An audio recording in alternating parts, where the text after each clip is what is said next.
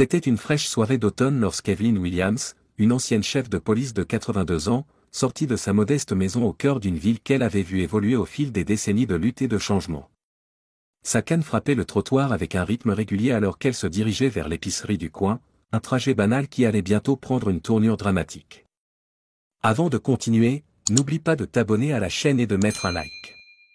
Au fait, de quelle ville nous regardes-tu? Écris-le dans les commentaires, ça nous intéresse. De l'autre côté de la rue, une scène attira son attention et fit battre son cœur de fureur et d'urgence. Une jeune fille noire, pas plus âgée que 17 ans, se faisait brutalement tirer par le bras par un policier blanc imposant. Sa poigne était violente, ses mots acérés, tandis qu'il la poussait vers la porte ouverte de sa voiture de patrouille.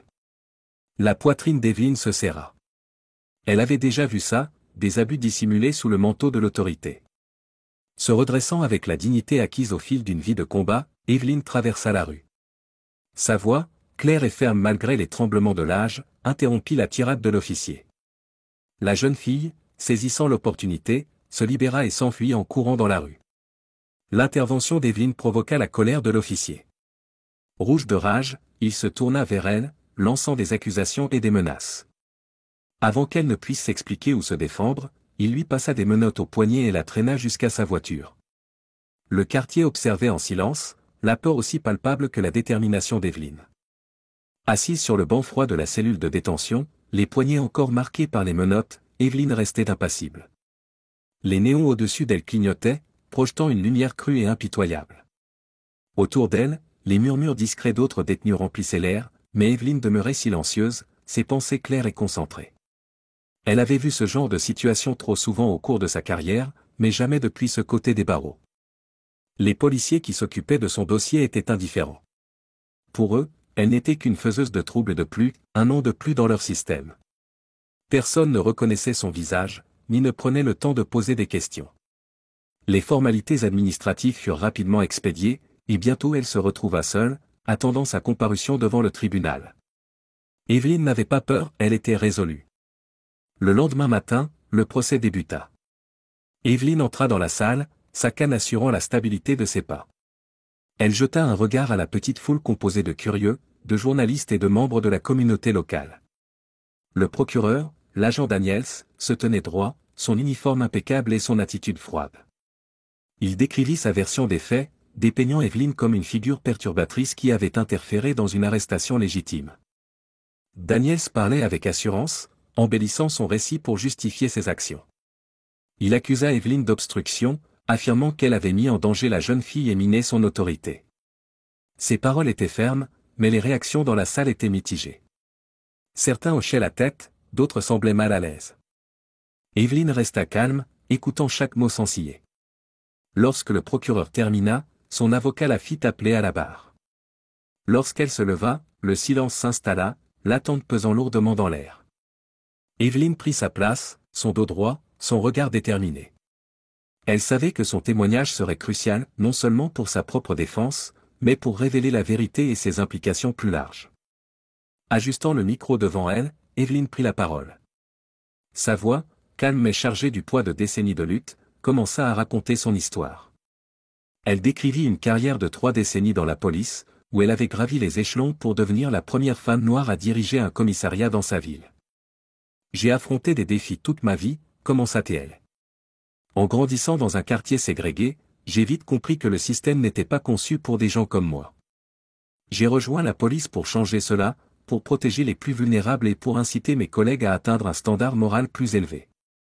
Evelyn évoqua les nombreux incidents de racisme auxquels elle avait été confrontée, tant au sein de la police que dans les rues.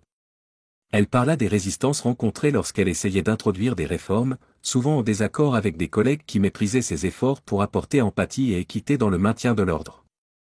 Puis, elle revint sur l'incident. Je n'interférais pas avec la justice.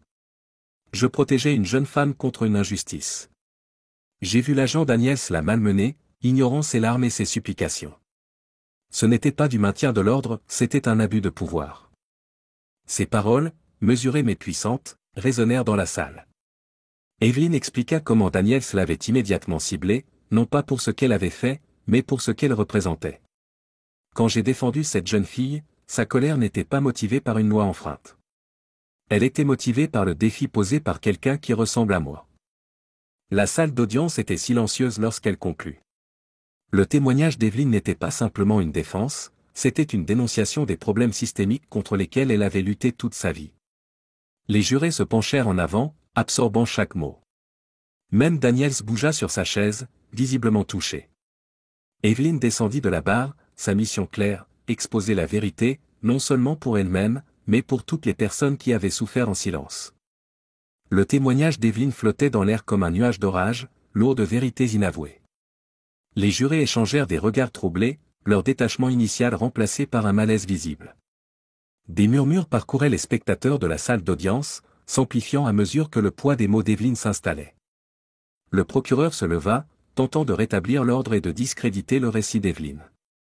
Votre honneur, bien que son témoignage soit convaincant, nous devons nous concentrer sur les accusations en cours. L'agent Daniels a agi dans le cadre de... Un membre du jury l'interrompit, une action rare mais percutante. Convaincant. C'est bien plus que cela. C'est une invitation à tout réexaminer dans cette affaire.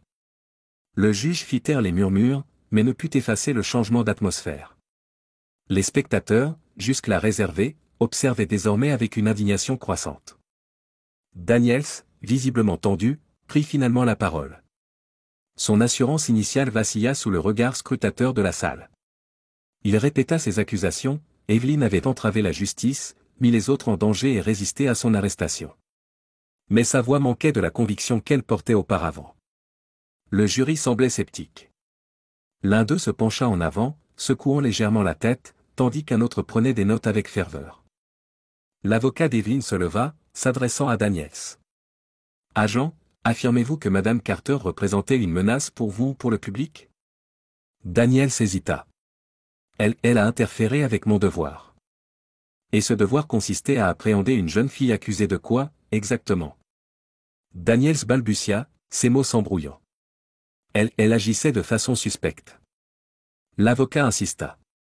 Suffisamment suspecte pour justifier de la malmener en public? Et suffisamment suspecte pour arrêter une ancienne officier de police lorsqu'elle est intervenue pour désamorcer la situation? Le silence de Daniels était assourdissant. Puis, depuis le fond de la salle, quelqu'un s'exclama bruyamment, « C'est une farce !»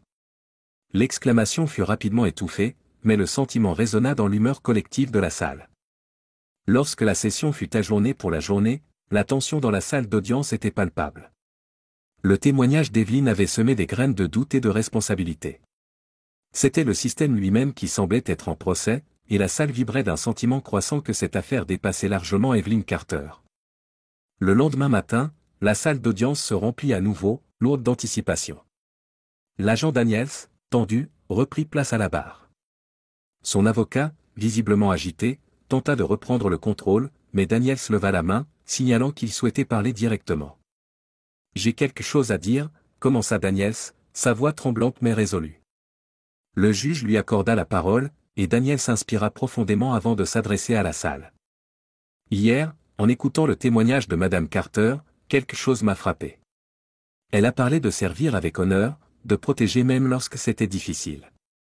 Cela m'a rappelé une histoire que mon père m'avait racontée. » La salle d'audience devint silencieuse. Mon père était policier. Il y a 30 ans, lors d'un raid chaotique, il s'est retrouvé pris sous le feu. Il m'a raconté qu'il ne serait pas en vie aujourd'hui si ce n'était pour son partenaire, une femme courageuse qui l'a poussé hors de la ligne de tir et a pris une balle qui aurait dû le tuer. Il parlait d'elle avec le plus grand respect et la plus profonde gratitude. Cette femme était Evelyn Carter. Un murmure parcourut la galerie, et tous les regards se tournèrent vers Evelyn, dont le calme demeurait inébranlable. Daniels poursuivit, sa voix légèrement brisée. « Je ne l'ai pas reconnue tout de suite, mais maintenant, si. Et savoir cela rend mes actions encore plus honteuses. Hier, j'ai laissé mes préjugés et mon pouvoir obscurcir mon jugement. J'ai faussement accusé Madame Carter, je l'ai méprisée et j'ai déshonoré l'insigne que je porte. » Il se tourna directement vers Evelyn. « Je suis profondément désolé pour ce que je vous ai fait, Madame Carter. Vous ne méritiez rien de tout cela. » L'excuse résonna dans l'air tandis que Daniels dirigeait son attention vers le juge et le jury. « J'ai échoué en tant qu'agent, en tant que représentant de la justice. Je demande à cette cour non pas de la clémence, mais de la responsabilité pour moi et pour le système dont je fais partie. La salle resta silencieuse pendant un long moment avant que le juge ne rétablisse l'ordre. L'expression d'Evelyn s'adoucit, mais sa détermination demeurait intacte. Elle ne répondit pas immédiatement, laissant Daniels face au poids de ses propres paroles. Peu après, la cour suspendit la séance, l'atmosphère électrique de la salle témoignant d'une prise de conscience, une forme de justice était enfin en train de se manifester. La salle d'audience se réunit pour la session finale, l'air chargé d'anticipation. Le juge prit la parole pour s'adresser au jury, résumant l'affaire et les préparant à la délibération finale. Mais avant que le jury ne soit excusé, Evelyn Carter demanda à s'exprimer une dernière fois. « Votre honneur, » dit Evelyn, se levant avec les épaules droites. « Je ne souhaite pas prolonger cela davantage. J'ai dit ce que j'avais à dire, et je crois que la vérité est évidente. Cependant, j'aimerais m'adresser directement à l'agent Daniels. » Le juge permit sa requête, et Evelyn se tourna pour faire face à Daniels. « Vous avez reconnu vos torts et admis le mal que vous avez causé, non seulement à moi, mais au principe que nous sommes tous censés défendre. Cela demande du courage, et pour cela, je vous respecte. Mais le respect doit se regagner pleinement, par des actions, et non par des mots. » Daniels hocha la tête, le visage empreint de remords. « J'ai passé ma vie à me battre pour la justice, » poursuivit Evelyn. « Pas seulement contre les criminels dans les rues, mais aussi contre les injustices systémiques qui permettent au mal de prospérer. Si vous souhaitez vraiment changer, faites mieux. Pas pour moi, mais pour toutes les personnes qui comptent sur vous pour les protéger, quelle que soit leur couleur, leur origine ou leurs conditions. » La salle d'audience resta silencieuse, le poids des paroles d'Evelyn s'infiltrant dans chaque recoin. Daniels, visiblement ému, se leva pour lui répondre. « Je le ferai, Madame Carter. Je vous dois ma vie et la vie de ceux que je protège. Je honorerai cette dette en devenant l'officier que j'aurais dû être dès le départ. » Le juge, reconnaissant la gravité de l'instant, annonça la décision de la Cour. Les accusations portées contre Evelyn furent abandonnées, et Daniels fut officiellement réprimandé, avec une recommandation de suspension et une formation obligatoire sur les préjugés raciaux et l'éthique policière. Lorsque le marteau frappa, la tension dans la salle s'apaisa enfin. Evelyn se tint droite, son calme intact, alors qu'elle quittait la salle d'audience entourée de partisans. Dehors, des journalistes se pressèrent autour d'elle pour obtenir une déclaration. « La justice n'est pas seulement une décision de justice, » dit-elle fermement. « C'est un engagement envers le changement. Aujourd'hui, nous avons fait un pas, mais le travail est loin d'être terminé. » Daniels l'observa de loin, déterminé à porter ses paroles avec lui. L'histoire d'Evelyn Carter et de ce combat juridique devint un catalyseur pour un débat plus large sur la responsabilité et la réforme au sein des forces de l'ordre. Evelyn retourna à sa vie paisible, satisfaite de savoir que ses actions avaient déclenché une prise de conscience et un changement. Pour Daniels, ce fut le début d'un long chemin vers la rédemption, un chemin façonné par la femme qui avait autrefois sauvé la vie de son père et, désormais, sa propre conscience. N'oubliez pas de vous abonner à notre chaîne et de liker cette vidéo pour nous soutenir.